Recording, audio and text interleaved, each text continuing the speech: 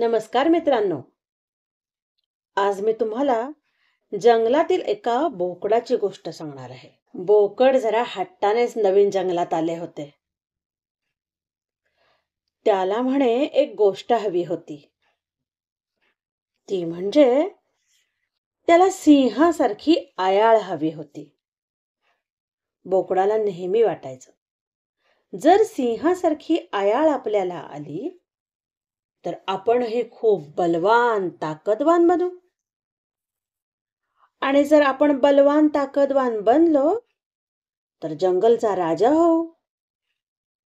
हाच विचार मनात घेऊन बोकड या जंगलात आलं होतं. जंगलात जे कोण भेटेल त्याला आपण विचारू, असं बोकडाने ठरवलं.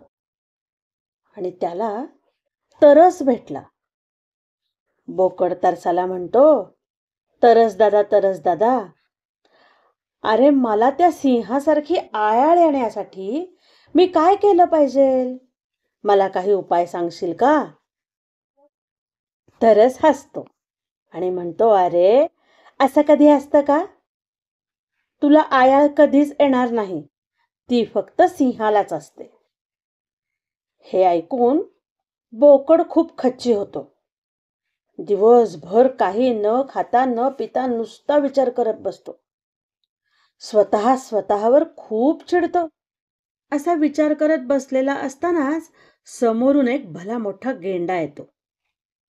बोकड गेंड्याला म्हणतो, गेंडे दादा, मला सिंहासारखी आयाळ यायला हवी, कारण मला खूप ताकदवान व्हायचंय, बलवान व्हायचंय आणि जंगलचा राजा पण व्हायचंय. आयाळ आली की मी हे सगळं होईनच. ती आयाळ महत्वाची ना, आधी यायला पाहिजे ती. गेंडा म्हणतो, अरे बोकडाला कधी आयाळ येते का? हा, ताकदवान व्हायचं म्हणशील तर तू वेळेवर खा, वेळेवर पाणी पी, वेळेवर झोप आणि जंगलात भरपूर फिर. तुला ताकद भरपूर येईल, बलवान नक्की होशील. पण आयाळ काही तुला येणार नाही बर का रे. गेंडा त्याला समजावून सांगत असतानाच तिथे पळत पळत पळत पळत कोल्हा येतो. नुकतंच जंगलात फिरताना सिंहाने कोल्ह्याला पकडलेलं असतं आणि आता फाडून खाणार. एवढ्यात सिंह त्याला म्हणतो, त्याच चवीचं मांस खाऊन सुद्धा कंटाळा आलाय. जरा नवीन चव मिळाली असती तर बरं झालं असतं. हेच शब्द कोल्हा ऐकतो आणि तो धूर्तच असतो. तो म्हणतो, सिंहराज, आपण जंगलचे राजे, आपण किती ताकदवान आहात, आपली आयाळ ती किती भारदस्त आहे, आपण किती सुंदर दिसता. आता तुम्ही इच्छा व्यक्त केलीये, तुम्हाला वेगळ्या चवीचं हवंय, तर मी देतो. पण तुम्हाला एक काम करावं लागेल. तुम्हाला मला थोडा वेळ द्यावा लागेल. असा जातो आणि लगेच येतो. हे शब्द सिंहाने ऐकताच सिंह म्हणतो, विश्वास ठेवतोय तुझ्यावर, नाहीतर माझ्याशी गाठ आहे हे लक्षातच ठेव. कोल्हा पळत पळत पळत पळत बोकडाकडे येतो. कोल्हा बोकडाला दिसतो. बोकड वाटच पाहत असतं. कोल्हे दादा, मला आयाळ येण्यासाठी तुम्ही काहीतरी आयडिया देणार होतात, सुचली का तुम्हाला? कोल्हा म्हणाला, हो सांगतो, पण तुला माझ्या बरोबर यावं लागेल. आपण सिंहराजांकडे जाऊया, तेच तुला सांगतील त्यांना कशी आयाळ आली ते. आणि ते ऐक आणि तू तसं कर, तुलाही आयाळ येईल. बोकड खूप आनंदलं, नाचायला लागलं, उड्या मारायला लागलं. आता त्याला वाटायला लागलं की आपण जंगलचे राजे होणार.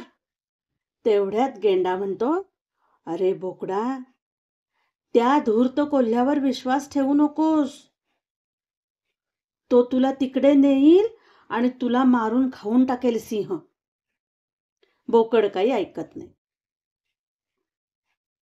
गेंडा खूप वर्ष त्या जंगलात राहत असतो. तो माकडाला बोलवतो. माकडाला म्हणतो, सगळ्यांना बोलव जंगलातल्या, सिंहराजांना फक्त बोलवू नकोस. बघता बघता सगळे प्राणी पक्षी तिथं जमा होतात. सगळेजण बोकडाला समजावू लागतात. बोकड काही हट्ट सोडायला तयार नसतं. गेंडा सुद्धा समजावून सांगतो, अरे यापूर्वी असं कधी झालं नाही आणि यानंतरही होणार नाही. आयाळ ही फक्त सिंहालाच येते. डोळे उघडून बघ, जरा डोळ्यावरची झापडं काढ. त्या सिंहाकडे जाऊ नकोस. सिंह तुला खाऊन टाकेल. ह्या कोल्ह्यावर तू विश्वास ठेवू नकोस. कोल्ह्याला स्वतःच्या जीवाची काळजी होती. तो लगेच म्हणतो, अरे हे सगळे घाबरट आहेत. ते तुलाही घाबरट बनवतायत. तुला सिंहासारखं शूर बनायचंय ना, तर चल लवकर माझ्याबरोबर. राजांशी माझं बोलणं झालंय. ते तुला आयाळ येण्यासाठीचा उपाय सांगणार आहेत. त्यांनी सांगितलंय तुला लवकर आयाळ येईल आणि तू लवकर ताकदवान आणि बलवान बनशील. यापुढे जंगलचा राजा कोण असेल तर तो बोकड राजाच. ही स्तुती ऐकून बोकड मनोमन खुश झालं. कुणाचेही काहीही बाकीच्यांचं न ऐकता कोल्ह्याबरोबर निघून जातो. इकडं सिंह नव्या चवीच्या शिकारीची वाटच बघत असतो. खूप भुकेला असलेल्या सिंहाने बोकडाचा क्षणात फज्जा उडवला. म्हणता म्हणता जंगलात ही बातमी वाऱ्यासारखी पसरली. धूर्त कोल्ह्याने तिथून धूम ठोकली. गेंड्याने बोकडाला खूप समजावलं होतं. त्याला खूप वाईट वाटलं. गेंड्याच्या तोंडून सहज शब्द बाहेर पडले, डोळे उघडून बघा गड्यांनो, झापड लावू नका. नमस्कार मित्रांनो, ही बोकडाची आणि कोल्ह्याची गोष्ट तुम्हाला कशी वाटली हे नक्की मला कमेंट बॉक्समध्ये सांगा. आणि हो, गोष्ट आवडली असेल तर सबस्क्राईब करायला अजिबात विसरू नका. बेल आयकॉन बटन प्रेस करा, म्हणजे नवीन व्हिडिओ, नवीन गोष्टी तुम्हाला ऐकता आणि पाहता येतील. खूप खूप धन्यवाद.